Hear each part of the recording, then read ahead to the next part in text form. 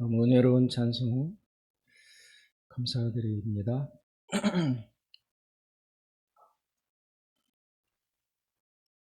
네, 하늘소리 중창단이 지난 1년 동안 하나님 앞에 충성해 오셨습니다. 오늘 그 단원들이 몸도 아프고 또 여러 가지 이유가 있어서 찬양 드릴 수 없는 형편이 되어서 우리 단장님이신 조홍대 집사님께서 솔로로 대신 사명을 다하셨습니다. 우리 집사님 감사드리고 우리 다시 한번 뜨거운 축복의 박수 드리겠습니다. 감사합니다, 목사님.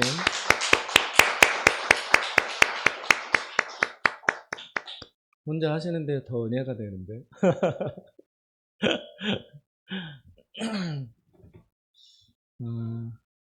역사상 존재했던 왕들 중에 가장 지혜로운 사람이라고 평가받고 있는 솔로몬이라는 왕이 있습니다. 잘 아실 것입니다. 구약 성경에 나오죠. 전설에 의하면 이 솔로몬 왕이 이렇게 했다고 합니다. 솔로몬은 아주 지혜로 유명한 왕이잖아요. 지혜를 사모하는, 지혜를 알기 원하는 그 간절함이 아주 많았던 사람이었던 것 같습니다. 자기 스스로가 세상의 지혜를 알고 모으고 애를 썼지만 그것으로도 부족했던지 어느 날 솔로몬 왕이 신하들을 모두 불러놓고 이런 명령을 내렸다고 합니다. 세상에서 가장 중요한 지혜, 진리, 그것이 무엇인지 다 찾아서 그것을 한 가지 말로, 한 귀절로 요약을 해서 나한테 가져와라. 여러 개, A4 몇 장, 이게 아니고 딱 한 귀절로 다 그 모든 것을 압축해서 가장 중요한 진리를 나에게 보고해라 라고 신하들에게 명령을 내렸습니다. 신하들은 흩어져서 세상의 내노라 하는 사람들이 다 설파했던 지혜, 가장 중요한 진리가 무엇인지를 다 수집하고 모으고 모아서 드디어 약속한 시간이 되었을 때 신하의 대표가 솔로몬 왕 앞에 나왔습니다. 그래서 그 진리가 무엇이냐? 라고 물어보았더니 그 신하의 대표가 이렇게 대답했습니다. 세상에서 가장 중요한 지혜와 진리 그 한 가지는 이것입니다. 모든 것은 다 지나간다. 모든 것은 다 지나간다. 이것이 우리가 발견한 세상에서 가장 중요한 지혜입니다. 라고 보고를 했습니다. 솔로몬 왕은 구약 성경에 잠언, 또 전도서, 시편 이런 여러 가지 지혜와 관련된 문헌들을 직접 기록하고 작성했다고 알려져 있습니다. 특별히 잠언과 전도서에 보면 솔로몬이 무엇을 후세의 사람들에게 말하고 싶어 했는지, 전도서 같은 것들은 사실 솔로몬 인생의 말년기에 그 사람이 지었다고 알려져 있습니다. 인생의 후반기에 다 살아본 끝에 내가 다음 후세와 사람들에게 꼭 알려주고 싶은 말, 그런 간절함이 그 잠언과 전도서 곳곳에 깊이 박혀 있습니다. 그 행간에 솔로몬의 간절한 마음이 녹아들어 있습니다. 특별히 전도서 같은 것을 읽어보면 인생에 대한 깊은 후회, 회한, 뒤늦은 깨달음 이런 것들로 점철되어 있습니다. 솔로몬이 잠언과 전도서 이런 말씀들을 통해서 주고 싶었던 지혜의 말씀, 그것은 무엇일까요? 크게 두 가지로 요약할 수 있습니다. 첫째는 우리가 많이 들어본 말씀입니다. 부모님 말을 잘 들어라. 잠언 앞부분에 보면 계속 내 아들아 아비의 말을 들어라. 내 아들아 어머니의 말에 순종해라. 너희 아버지의 말은 뭐 무슨 이렇게 목에 들인 목걸이 같고 금사슬 같고, 이 아버지가 해주신 말씀과 어머니가 해주신 말씀이 너를 거짓과 파멸로부터 지켜줄 것이다. 그 간절한 마음이 들어 있습니다. 그러면서 솔로몬이 덧붙이는 말이 있어요. 나 역시 누군가의 아들이었었다. 그런데 내가 그 아들이었었을 때를 돌이켜보면 나는 우리 아버지 어머니의 말씀을 잘 듣는 아들이 아니었었다. 그런데 그게 얼마나 후회가 되는지, 그게 얼마나 어리석은 일이었는지 인생을 산 끝에 나는 뼈저리게 느낀다. 그때 아버지의 말씀을 들었더라면, 그때 어머님의 말씀에 순종했더라면 내가 달라졌을 텐데, 그 절절한 후회와 회한이 뼛속 깊이 담겨 있습니다. 그러니 나는 이런 그 후회스러운 삶을 살았지만 내 아들아, 너만큼은 결코 실패하지 마라. 결코 헛걸음하지 말아라. 그러려면 너의 부모님 말씀, 그것을 진리처럼 여기고 거기에 모든 것이 다 들어있다고 믿고 생각하고, 이해가 안 되더라도 부모님 말씀을 듣는 데에 전력해라. 그것이 너의 인생을 지켜줄 것이다. 그것이 솔로몬이 전하고 싶었던 첫 번째 말씀이고, 두 번째는 여호와를 경외하라. 여호와를 경외하는 것이 모든 것의 근본이다. 지혜, 지식, 진리. 세상 사람들이 그토록 찾고 싶고 알고 싶고 원하고 그렇게 추구하는 그 모든 것의 비결이, 근본이 여호와 하나님을 경외하는 것, 거기에서부터 다 흘러나오는 것이다. 너희 부모님이 결국 가르쳐 주신 말씀의 핵심이 무엇이겠느냐? 여호와를 경외하라. 그거인 거예요. 부모님이 뭘 가르쳤느냐? 뭘 가르쳐 주고자 애를 쓰겠느냐? 내 아들아, 내 딸아, 다른 것 다 제쳐놓고 여호와 하나님을 경외하는 그 일에 너의 모든 것을 집중하고 청렴해라. 이 두 가지 솔로몬의 교훈은 사실은 한 가지로 결합될 수 있습니다. 우리는 이런 말씀을 많이 들으며 자랐습니다. 어른 말을 들으면 자다가도 떡이 나온다. 귀에 따갑도록 들은 말인데, 그런데 사실상 그 말을 잘 안 들어요. 어른 말을 잘 안 들어요. 인간은 그렇습니다. 어른 말을 들으면 자다가도 난데없이, 근거 없이 떡이 나올 수 있는데 그 어른 말씀을 새겨듣지 않습니다. 왜 그럴까요? 왜 잘 안 들을까요? 안 믿어지니까 그렇습니다. 안 믿어지니까. 그리고 그 어른의 말씀, 부모님의 말씀이 마음으로 들리지 않아요. 마음으로 와닿지 않아요. 귀로는 들리지만 마음이 그 어른의 말씀을 포착할 능력이, 자세가 지금 없는 거예요. 왜냐하면 삶의 경험이 짧으니까.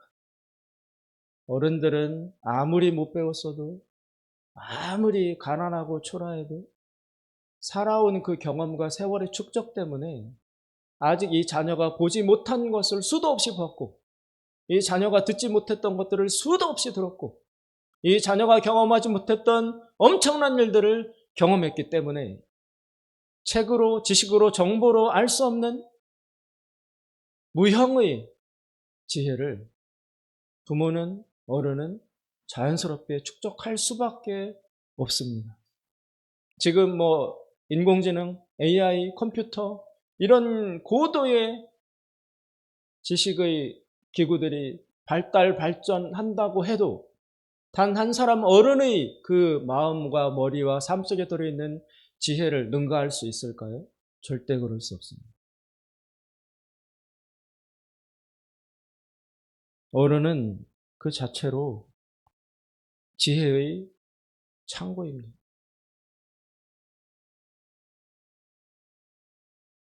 그런데 이 자녀는 아직 부모님이 보았던 것을 보지 못했고, 들었던 것을 들어본 적이 없고, 경험했던 것을 경험하지 않았으므로 부모의 말씀을 그렇다라고 받아들일 수 있는, 공감할 수 있는 인식의 틀이 형성되어 있지 않아서 좋은 말씀이지만 들을 능력이 없는 것입니다. 자녀들은, 아들들은 안 듣게 되어 있어요. 그 자체를 탓할 수 없습니다. 10이라는 그릇에 100이라는 것을 집어넣으려 하니까 10이라는 작은 그릇 안에 100을 담을 수가 없어서 듣지 못하는 것입니다. 그렇지만 어른의 말씀, 부모의 말씀, 하나님을 경외하는 것이 중요하다는 말씀을 잘 받아들이지 못하는 거기에 안타깝지만 인생의 비극의 원인이 다 들어 있습니다.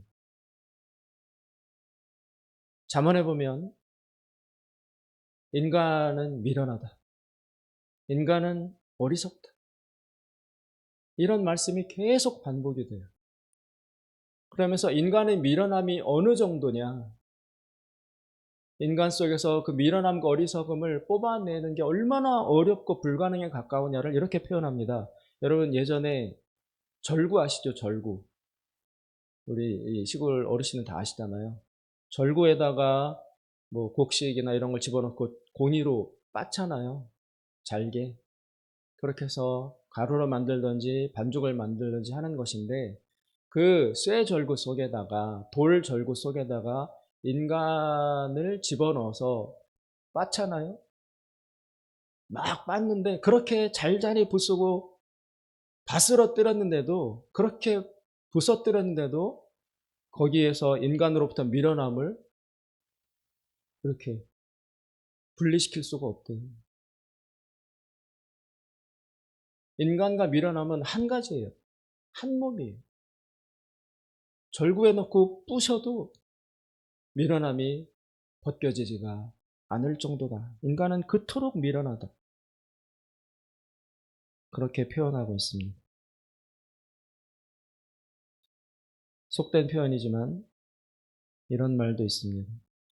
꼭 먹어봐야 똥인 줄 아는. 먹지 말고 보고 알 수 있어야지. 미련스럽게 그거를 꼭 먹어본 후에야 똥이구나를 깨닫는 그 인간의 미련함과 어리석음. 우리 모두 그 미련함, 그 어리석음의 지배를 받고 살아가고 있습니다. 성경은, 솔로몬이 전한 잠언 말씀은 제일 지혜로운 사람이 어떤 사람이냐? 잘 듣는 사람이다. 잘 듣는 사람이다. 부모의 말씀, 어른의 말씀을 잘 듣는 사람이다. 그래서 이스라엘 백성이 가장 중요시 여겼던, 날마다 읊조렸던 하나님의 말씀의 요약, 그게 뭐로 시작합니까? 들으라 이스라엘아. 들으라. 먹어보지 않고서도 저것이 먹어서는 안 되는 것이라는 어르신들의 말씀을 받아들일 수 있는 것, 그 들을 수 있는 그것이 최고의 지혜다라고 가르치고 있습니다. 오늘 갈라디아서 뒷부분에서 바울이 갈라디아 교인들에게 결론적으로 전해주는 한 가지 지혜의 핵심이 있습니다. 갈라디아 교인들아, 명심해라. 이것을 마음에 새겨라. 마치 솔로몬이 잠언과 전도서를 통해서 가르쳐주고 싶었던 것처럼 바울이 갈라디아 교인들에게 뒷부분에 와서 이것을 기억하라라고 한 가지 전해주는 핵심이 있습니다. 그것은 바로 7절에 나오고 있습니다. 7절, 스스로 속이지 말라. 하나님은 업신여김을 받지 아니하시나니 사람이 무엇으로 심든지 그대로 거두리라. 심는 대로 거둔다. 이게 바울이 갈라디아 교인들에게 해주고 싶었던 마지막 지혜의 말씀입니다. 바울이 얼마나 절실하게 이 말씀을 전하고 싶었던지는 그 6장 뒷부분에 나오고 있습니다. 11절에 보시면 이렇게 나와요. 내 손으로 너희에게 이렇게 큰 글자로 쓴 것을 보라. 이게 뭐냐면 옛날에는 그 바울이 이런 편지들을 쓸 때 어떻게 했냐면 자기가 직접 쓰지 않고 옆에 제자들, 비석격에 해당되는 제자를 앉혀놓고 바울이 말로 구술을 했어요. 그래 옆에 제자가 받아 적었어요. 이 편지 같은 것들. 그렇게 완성된 편지거든요. 그렇게 된 데에는 그때 당시에 풍습이기도 하지만 또 하나 이유가 있습니다. 바울이 눈이 안 좋았어요. 눈이 시력이 굉장히 약했어요. 눈에 무언가 큰 질병이 있었어요. 안질이. 그래서 바울이 직접 글씨를 쓸 수가 없을 정도로 눈이 불편했어요. 그래서 옆에 제자를 앉혀놓고 불러가지고 구술해가지고 편지를 쓰게 했어요. 그런데 이 갈라디아 교인들이 바울의 예수님의 사도라는 것을 자꾸 의심해요. 야, 바울이 12제자도 아니었는데 바울이 예수님의 진짜 사도 맞아? 그리고 바울은 예수 믿는 사람들을 잡으러 다니고 죽이러 다니던 원수였잖아요. 이 사람이 확 변해가지고 예수님 전하는 사람으로 바뀌었으니까 여러 가지 또 이거 외에도 이유들이 있어서 갈라디아 교인들이 처음엔 바울 말을 들었다가 지금쯤에는 바울을 의심해요. 바울 진짜야? 이단 아니야? 저 사람 말 믿어도 돼? 라는 의심이 갈라디아 교인들에게 팽배해 있었어요. 근데 바울은 그들에게 꼭 전해주고 싶은 말씀이 있었어요. 그래서 비서에게 구술을 시켜서 편지를 쓰게 했는데 그런데 이 편지를 갈라디아 교인들이 갖다 줘도 갈라디아 교인들이 이 편지를 두고 이거 바울 편지 맞아? 바울이 진짜 쓴 거 맞아? 바울 친필 아니잖아? 라고 하면서 또 의심할 것이 바울은 걱정됐어요. 그래서 11절 내 손으로 너희에게 이렇게 큰 글자로 쓴 것을 보라.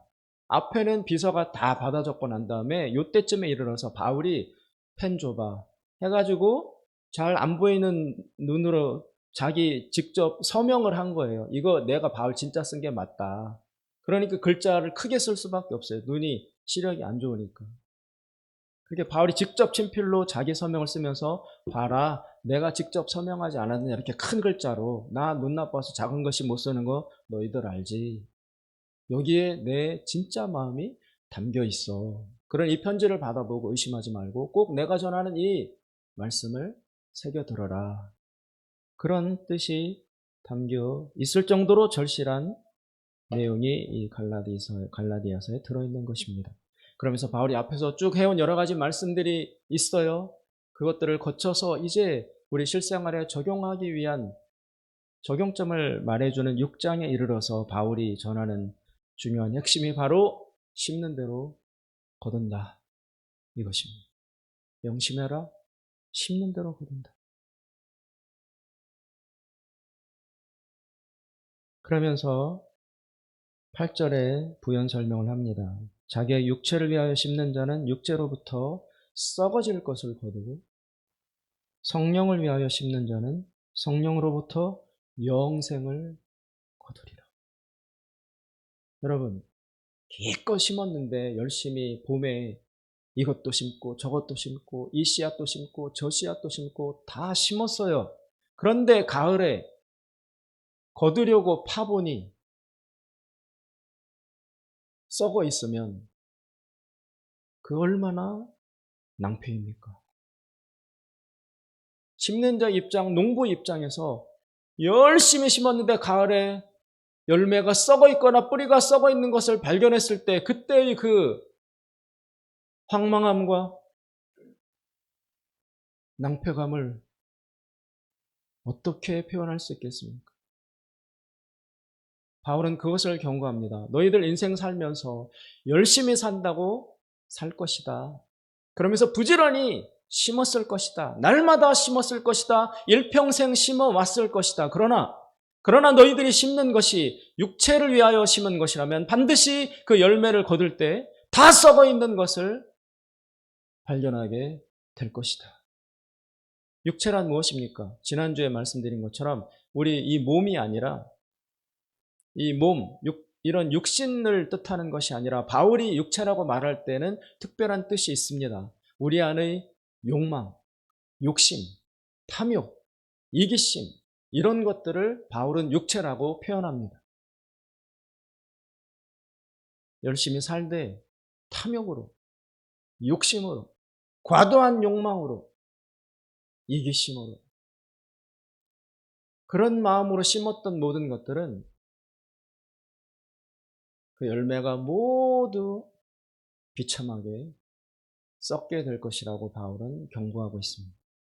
반면에 성령을 위하여 심는 자들은 영생을 거두리라.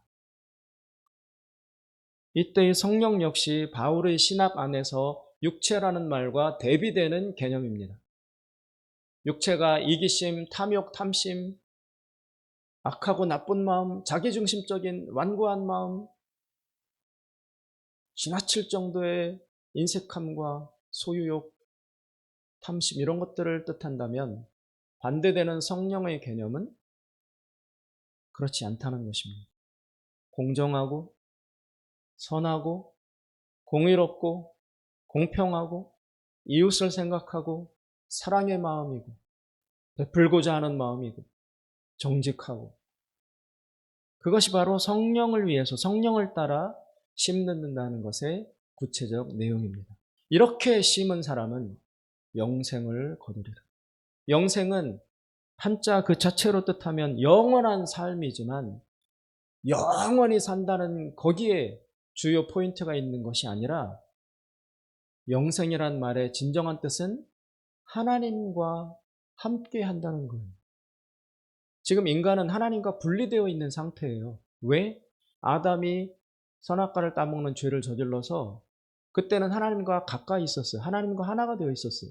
그러나 그 아담이 죄를 저지름으로써 그 아담 안에 우리 모든 인간이 같이 참여하여 하나님을 불순종하는 죄를 저지름으로써 에덴 동산에서 인간은 쫓겨났어요. 에덴 동산 밖은 하나님의 임재가 없는 곳이에요. 우리는 하나님부터 지금 다 멀어져 있는 상태입니다. 그런데 끝까지 멀어져 있지는 않아요. 우리 태양을 생각해 봅시다. 저 태양이 도대체 무엇이길래 저게 우리가 가까워지면 여름에 뜨거워지고 더워지고 좀 돌아서 가지고 저 태양이 좀 멀어지면 추워서 죽어요. 저 태양이 저게 뭐길래 그쪽을 바라보고 있으면 더워 죽고 저것도 조금만 멀어지면 꽁꽁 얼고 추워서 죽고 태양과 가까우면 멀어지면 그 작은 것의 차이에 따라 우리의 삶에 극단적인 변화가 나타납니다. 남극, 북극 같은 데는 만년설, 결코 녹지 않은 얼음덩이가 가득하잖아. 왜? 햇빛으로부터 멀어져 있으니까. 하나님과의 우리의 관계도 마찬가지입니다. 지금 인간이 죄를 지었어도 에덴 동산에서 쫓겨났어도 하나님과 우리 사이에 우리가 살만한 정도의 하나님의 임재가 우리에게 주어지고 있어요. 태양빛이 우리가 살만한 정도 비추어져서 우리가 살 수 있는 것처럼 하나님의 에덴 동산에서 쫓겨났음에도 불구하고 하나님이 완전히 우리를 쫓아내서 하나님 없는 곳에 가 있는 게 아니라 살 수 있을 만큼 하나님의 임재의 거리 안에 우리가 있어요. 근데 성령을 위하여 심는 자, 그리스도 예수를 믿고 천국에 간다는 것은 하나님과 더 가까워진다는 것입니다. 하나님 임재 바로 그 가운데 들어가서 살게 되는 삶이 천국의 삶인 것입니다. 그게 바로 영생이에요. 그러나 하나님을 거부하고 성령을 위하여 심지 않고 육체를 위하여 심고 불신앙으로 살았던 사람들, 하나님을 거절했던 사람들은 결국 어디에 가게 되느냐? 하나님 임재로부터 영원히 아주 끝까지 멀어진 상태에 들어가게 된다. 거기에는 하나님의 임재가 없어요. 거기가 바로 지옥이에요. 거기가 바로 썩는 것을 거두는 곳이에요. 저 태양빛 하나에도 가까워지느냐 멀어지느냐에 따라 우리가 살고 죽는데, 태양을 만들어내신 분인 창조주신 하나님으로부터 가까워지느냐 멀어지느냐, 이것은 우리의 설명할 수 없는 생사를 결정하게 되는 것입니다. 성령을 따르는 자는 하나님 곁으로, 하나님과 하나 될 수 있도록 하나님과 가까워지는 것이고, 그것이 바로 영생이고, 하나님을 거절하는 자, 하나님으로부터 최대한 끝까지 멀어지게 되는, 거기에서 살게 될 것입니다. 거기가 바로 지옥입니다. 아직 우리가 사는 여기 이 삶에서는 지옥과 천국이 결정되지 않았습니다. 살 수 있을 만큼 하나님의 임재가 주어져 있어서 아직은 천국이 뭔지 지옥인지 우리는 몰라요.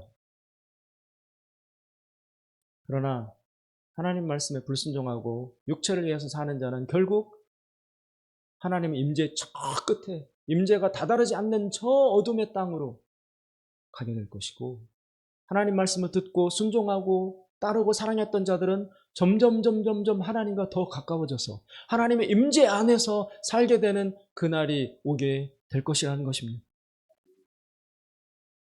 바로 그 두 가지를 놓고, 그 두 가지의 결말을 놓고 어떻게 살 것이냐, 지금 심는 대로 너희들이 거두게 될 것이다. 성령을 위하여 심는 자는 영생, 하나님의 임재 안에 들어가게 될 것이고, 육체를 위해서 이기심과 욕망과 탐욕과 탐심으로 살았던 모든 사람들은 하나님의 임재가 거두어진 어둠의 땅, 지옥의 땅, 하나님이 계시지 않는 곳, 그 썩는 것이 가득한 곳에 들어가게 될 것이다라고 경고하고 있는 것입니다. 이 심는 대로 거둔다는 말씀을 듣게 되었을 때 사람들 중에서는 두 가지 반응이 가능합니다. 첫째는 와, 잘됐다. 와, 희망이 보인다. 와, 살 소망이 있다. 이렇게 느낌이 오는 사람과, 와, 이제 죽었다. 아, 어떻게 살지? 이런 느낌이 오는 두 타입으로 구분될 수 있습니다. 첫 번째, 와, 너무 반갑다. 이 말씀 맞아. 희망이 있어. 그래. 이런 소망을 얻게 되는 사람은 누굴까요? 성령대로 심는 사람이에요. 착하게 사는 사람, 원칙대로 사는 사람, 질서를 지키며 사는 사람, 하나님이 정하신 법과 질서를 지키려고 노력하며 사는 사람은 희망이 있어요. 왜냐하면 이대로 살면 하나님이 끝이 있다고 하셨으니까, 영생을 주신다고 하셨으니까. 아, 힘들지만 하나님의 질서와 하나님의 법을 지키며 하나님 말씀대로 살아가는 이 삶대로 살면 결국엔 끝이 있어. 소망이 있어. 심는 대로 거둔다고 하셨으니까 이 심는 게 헛되지 않을 거야 라는 의욕과 살아갈 힘이 주어지지만, 하나님의 말씀을 거절하고 거부하고 매일 꾀를 부리고 약삭빠르게 편법으로 비껴가고 면제받으려 하고 대가를 치르려 하지 않고 예외를 꼭 얻으려 하고 특수한 대접을 받으려 하고 심지 않고 거두려 하는 공짜의 심리를 가진 이렇게 살아온 사람들은, 야, 큰일 났다. 내가 그동안 성령대로 하나님 말씀대로 심으며 살아오지 않았는데 그럼 앞으로 내 인생은 꽝이네? 뭐 심은 게 없잖아요. 그리고 하나님 말씀대로 심는 걸 난 좋아하지가 않아. 그렇게 안 살아왔어. 내 몸에 하나님 말씀을 거절하고 내 멋대로 사는 게 몸에 배어서 앞으로 하나님 말씀대로 살아라 라는 이게 엄청난 억압으로 다가와요. 어떻게 그렇게 살지? 자신 없어. 이런 사람들은 흑암이 앞길을 덮게 되는 것입니다. 자연에는 자연 법칙이 있습니다. 그리고 보이지 않지만 우리 인간의 삶 안에는 도덕 법칙이 있습니다. 이 두 가지 법칙 모두 하나님이 정하신 것입니다. 하나님이 통치해 가시는 것입니다. 이것을 거절하고 거역하고 거부하면 하나님이 나서시지 않아도 그 법칙이 이 사람을 심판합니다.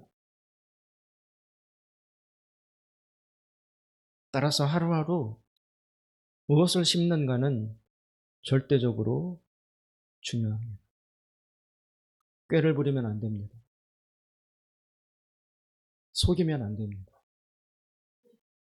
제가 오늘 아침에 예배드리기 전에 예배 준비하면서 이 성전에서 기도할 때 하나님 말씀 10계명을 다시 봤어요. 10계명. 더할 것도 없고 뺄 것도 없이 정말 핵심만 탁 들어있어요. 10계명.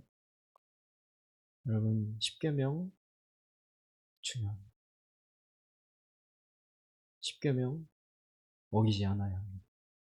이게 구약 때만 쓰여지던 거라고요. 신약 때는 다 지나가서 소용없다고요. 천만의 말씀 만만의 콩떡입니다.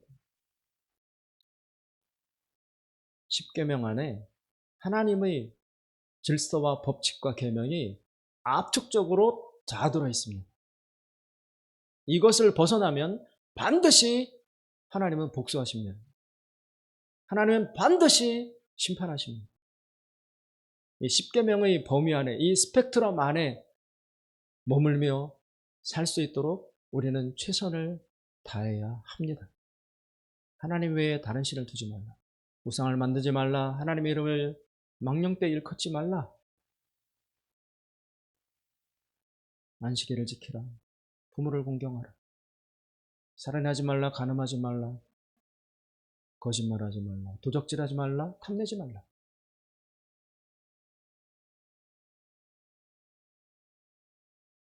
나는 살인을 안 했다고. 그래서 안전하다고. 살인은 쉽게 저지르는 죄가 아니죠. 그러나 부모를 과연 공경했습니까? 과연 거짓말 안 하고 삽니까?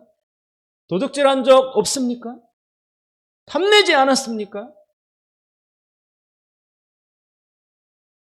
하나님은 완벽성을 요구하시는 것이 아니라 이 범위 안에 살아야 너는 안전하다. 이것을 말씀해 주시고 싶었던 겁니다. 함부로 하나님의 말씀과 계명을 우습게 여기지 마십시오. 육체를 위하여 심는 자, 틈틈이 꾀를 부리고 새치게 하고 편법을 행하고 남들은 다 지켜서 다 기다려서 얻고 행하고 하는 것을 늘 이 사람은 돌아가려 해요. 꾀를 부려요. 잔머리를 굴려요. 사람을 쳐다보고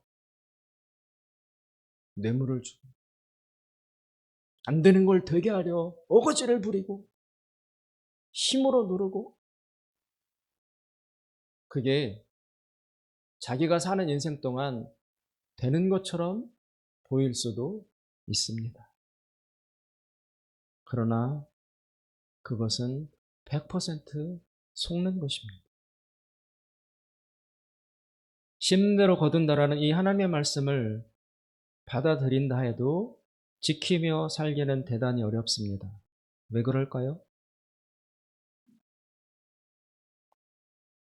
성령을 위하여 심으면 영생을 얻고 육체를 위하여 심으면 썩어진 것을 거두고 즉 선하게 살면 복을 받고 악하게 살면 벌을 받는다는 이 진리의 말씀이 인생 살아보니까 그대로 실현되는 것 같지 않은 일들이 우리 삶에 너무 많이 일어나는 거예요.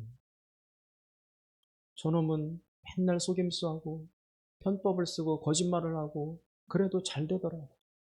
나는 오직 앞만 보며 땀 흘리며 남한테 피해 안 주고 착하게 살아도 왜 이렇게 내 인생은 어려움이 많고 늘 그날이 그날 같으냐.